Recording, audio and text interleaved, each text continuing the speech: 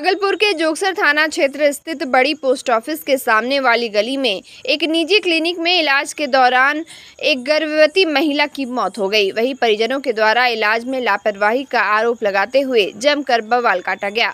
मृतका की पहचान लोदीपुर थाना क्षेत्र अंतर्गत कोड़ा गांव की रहने वाली 23 वर्षीय मोनिका कुमारी है। घटना को लेकर मृतका की सास ने बताया कि सुबह लगभग 10 बजे उसने अपनी बहू को डिलीवरी करवाने के लिए भर्ती कराया था, जिसे देख डॉक्टर ने सलाइन चढ़ाने के लिए कहा था। नर्सों के द्वारा सलाइन चढ़ाया गया, लेकिन इसी बीच मरीज की हालत बिगड़ने लगी। उन लोगों ने डॉक्टर को बुलाने को कहा, लेकिन नर्स के द्वारा डॉक्टर को नहीं बुलाया गया, जिसके बाद अचानक से उसकी सांस रुकने लगी। थोड़ी देर बाद उन लोगों ने देखा कि मरीज की मौत हो गई थी। वही आरोप लगाते हुए सास ने कहा कि यहां पर सरासर इलाज में लापरवाही बरती गई है। इधर जब परिजनों के द्वारा क्लिनिक पर बवाल काटा गया तो डॉक्टर रश्मि सीमा कुमारी ने इसकी सूचना IMA को दी, जिसके बाद IMA के अध्यक्ष सहित शहर के कई गणमान्य डॉक्टर वहां पहुंचे। साथ ही इसकी सूचना स्थानीय थाना पुलिस को दी गई, जिसके बाद पुलिस दलबल के साथ मौके पर पहुंची और मामले को शांत करने की कोशिश की। वहीं IMA के सदस्य डॉक्टर बिहारी लाल ने कहा कि मृतका के परिजनों के साथ उनकी पूरी सहानुभूति है। जो भी सही फैसला होगा वह लिया जाएगा। अच्छा की होले छले पेशेंट खाली कमजोरी छले। अच्छा अभी समय नहीं पुरलोले डिलीवरी पेशेंट छले, खाना पीना कम खा छले, खाली कमजोरी छले। वहां ले के लो चलिए। ओकर बाद की होले? वही अल्ट्रासाउंड निकाल के ये अल्ट्रासाउंड करे लिए यहीं करबेलो अल्ट्रासाउंड। हां बगल में करना चाहिए, लिख दे के। अच्छा ठीक। अल्ट्रासाउंड करवे लिए। अल्ट्रासाउंड डॉक्टर साहब बोला कि तुम्हारा सब कुछ बाबू ठीक है। हां कोई चीज की दिक्कत नहीं है। तो हम लोग मूर्ख आदमी है, आए मैडम के पास, मैडम को दिखाए, मैडम बोला कि सब कुछ तुम्हारा ठीक है, कमजोरी है, इसको सलाइन चढ़ा देंगे, ठीक हो जाएगा। तो बोले कि ठीक है मैडम, कर दीजिए। यही तो बात है। मैडम 3 बार सुई थी, उसके बाद सलाइन चढ़ाया, मेरा बाबू अब करने लगा। उसके बाद बोले मैडम देखते हैं, मेरा बाबू अब बका रहा है, बोला कि गैस लगा है, ठीक हो जाएगा। बाबू चुप हो गया, चुप रह गया। कितना बजे हुआ था ये घटना? वही कितना बजे था बाबू? 2 बजे। और ऐसा नहीं था कि वो मतलब किसी सहारे से आई थी, वो अपने पैर पे आपने खाना पीना किया, आप सीटी कैमरा चेक कर लीजिए, सब कुछ मिल जाएगा, सबको बोलते हैं। जहाँ तक डॉक्टरों की बात है तो डॉक्टर लोग भी इस मामले में हमको लगता है कि कोई ऑपरेशन होता या और कुछ होता तो डायरेक्ट लापरवाही नज़र आती। सिर्फ जो है दवाई देने से हुआ है, और इतना जल्दी जान जाना ये थोड़ा सा लगता है कि झूठ वाली बात है। हो सकता है कि दवाई भी रिएक्शन हो।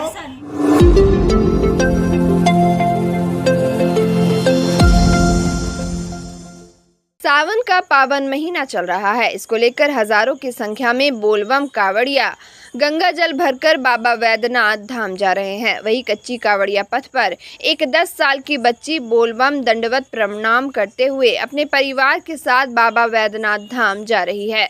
बिहार के दरभंगा जिला की रहने वाली 10 वर्षीय रिया बताती हैं कि उनका भाई नहीं था और वह अकेली थी। जब रक्षाबंधन आता था तो बहुत निराश हो जाती थी। तब बाबा वैद्यनाथ से भाई के लिए मन्नत मांगी थी, जो पूरी हुई। उसका 11 माह का भाई है, जिसका नाम कान्हा है। साथ ही रिया ने बताया कि वह बाबा से मन्नत मांगती है कि बड़ी होकर डॉक्टर बने और लोगों की सेवा करे।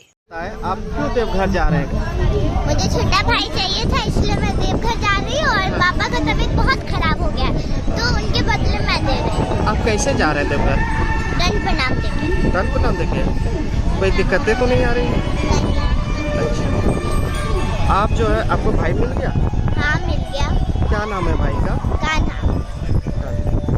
आपकी कितने साल की उम्र है? 10 साल की। पढ़ाई करते हैं आप? हाँ। कौन से क्लास में है? क्लास 4।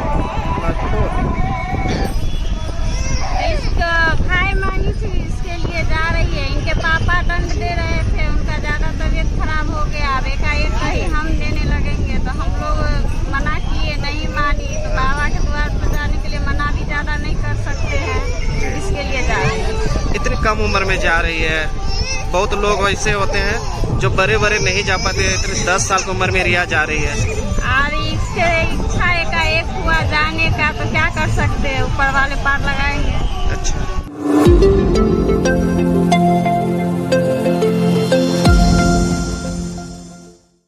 भागलपुर जिले के तिलकामांझी थाना क्षेत्र अंतर्गत हनुमान नगर के रहने वाले स्कूली छात्र को उसके घर के पास से ही अपराधियों ने अगवा कर लिया था। घटना के बाबत बताया जा रहा है कि प्रदीप रजक के पुत्र छात्र संदीप रजक शनिवार की सुबह घर के पास खड़ा था। इसी बीच कुछ युवक बाइक से पहुंचे और संदीप को अपने बाइक के पीछे बैठाकर भगा ले गए।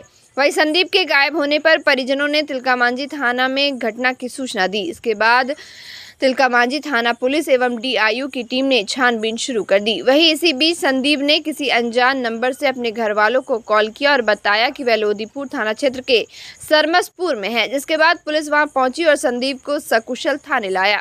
बताया गया कि अपराधियों द्वारा संदीप को अगवा करने का यह दूसरा प्रयास था। पिछले साल भी संदीप को अपराधियों ने अगवा किया था, जिसके बाद पुलिस के दबिश से संदीप को अपराधियों ने अपने चंगुल से मुक्त किया था।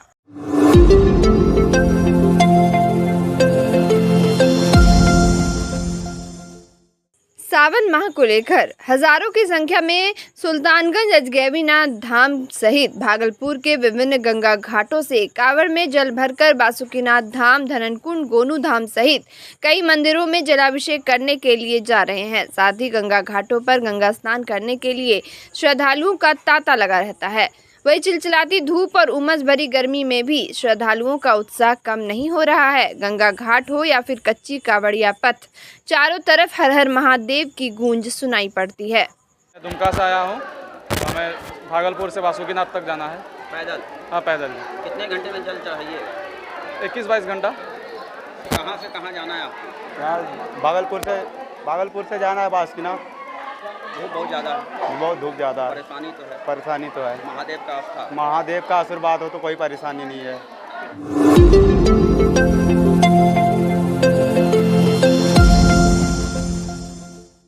भागलपुर के निजी होटल में बेजिनर वास्तु कोर्स का आयोजन किया गया, जिसमें यह बताया गया कि सभी को अपना नया घर किस दिशा में बनाना है, साथ ही घर का रसोई का घर किस दिशा में होना चाहिए, पूजा घर किस दिशा में होनी चाहिए, जिससे कि घर में सुख समृद्धि बनी रहे। इसको लेकर भागलपुर के साक्षी खेतान ने बताया कि उनके गुरु आचार्य पंडित गोयल जी हैं, जो कि देश के टॉप वास्तु शास्त्र के ज्ञानी हैं। इनके द्वारा आज देश के सभी जिलों में यह आयोजन किया गया, जिसमें भागलपुर के लिए उन्हें चयनित किया गया है।